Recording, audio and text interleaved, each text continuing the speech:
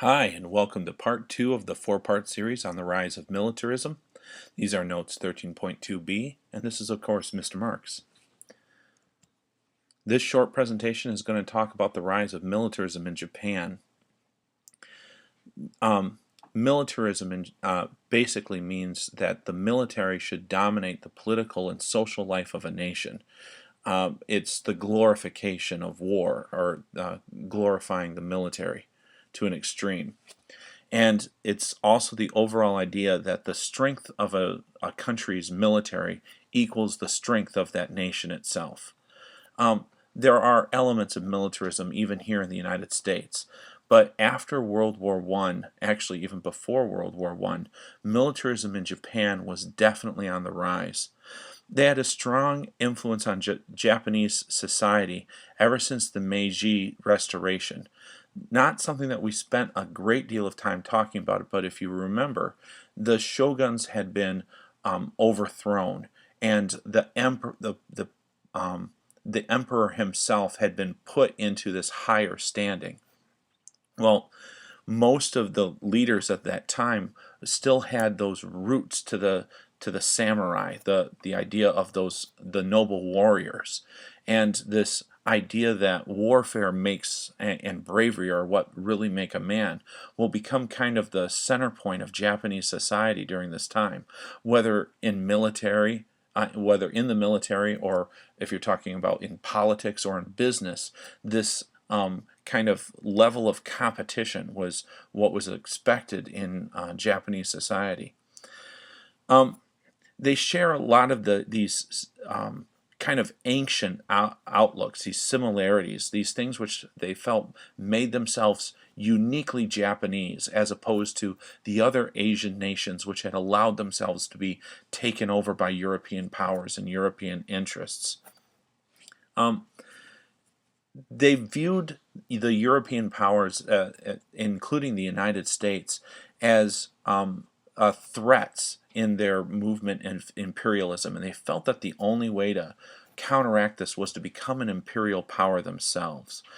So one of their prime motivations in increasing the power of the military was to strengthen Japan's place in the world. And the military recognized that the only way to do this was to strengthen Japan's economy and industrial foundations. This way, the military would have a foundation strong enough to support a really strong military that could take on any of the other powers in the world.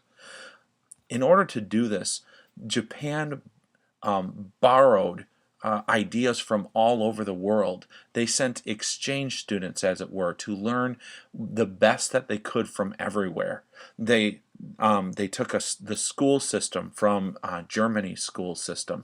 They took railroads and other sorts of setup ideas from other countries. They modeled their navy off the most powerful navy at the time, which was the British.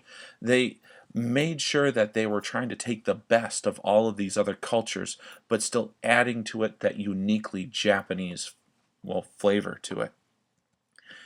And among those ideas was keeping the line of emperors. If you remember, the original emperor, or the line of emperors, was supposed to be all the way descendant back, all the way to a sun god.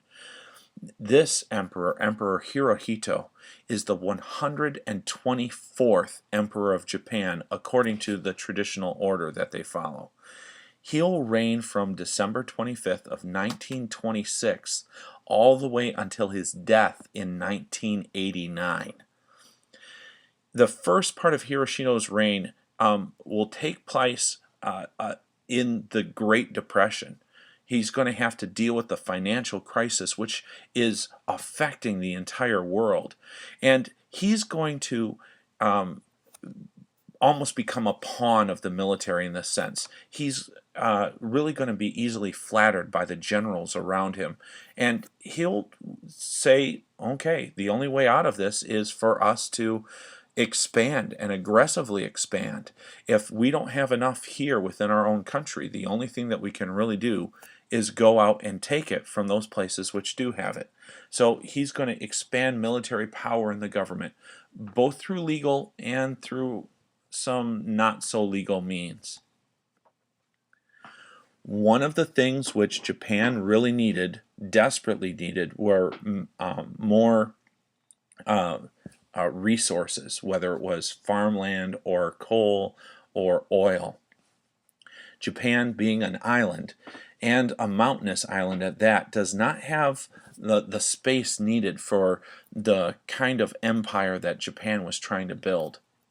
So they immediately looked to their immediate west, rather, which what included the nations of Korea and the area of